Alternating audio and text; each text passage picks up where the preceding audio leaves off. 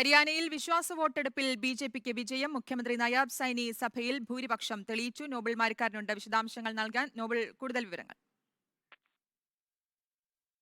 ഇന്നിപ്പോൾ നയാബ് സൈനി സർക്കാർ ഹരിയാനയിൽ വിശ്വാസ വോട്ടെടുപ്പിൽ വിജയിച്ചിരിക്കുന്നു. ഇന്ന് അല്പം മുമ്പാണ് വിശ്വാസ വോട്ടെടുപ്പ് നടന്നത്.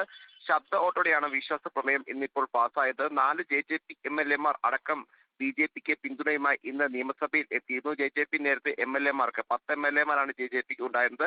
ഈ എം.എൽ.എമാർക്ക് നൽകിയ വിപ്പ് പ്രകാരമാണെങ്കിൽ എം.എൽ.എമാർ ഇന്ന് വിശ്വാസ വോട്ടെടുപ്പിൽ പങ്കെടുക്കരുതെന്നായിരുന്നു വിപ്പ്. അത് ലംഘിച്ചുകൊണ്ടാണ് 4 ജെ.ജെ.പി എം.എൽ.എമാർ അടക്കം ഇന്നിപ്പോൾ നിയമസഭയിൽ എത്തിയത്. 6 സ്വതന്ത്ര പിന്തുണയും ബി.ജെ.പിക്ക് ലഭിച്ചു. മൊത്തം 52 പേരുടെ പിന്തുണ ബി.ജെ.പിക്ക് ലഭിച്ചു എന്നതാണ് ഇതിൽ നിലവിൽ ബി.ജെ.പി വൃത്തങ്ങൾ വ്യക്തമാക്കുന്നത്. എന്താണെങ്കിലും നിലവിലത്തെ സാഹചര്യത്തിൽ സർക്കാരിന് ആശ്വാസമാണ്. പ്രത്യേകിച്ച് ബി.ജെ.പി ജെ.ജെ.പി സഖ്യം ലോക്സഭാ സീറ്റ് വിഭജനവുമായി ബന്ധപ്പെട്ട തർക്കത്തിന് പിന്നാലെയാണ് തകർന്നത്.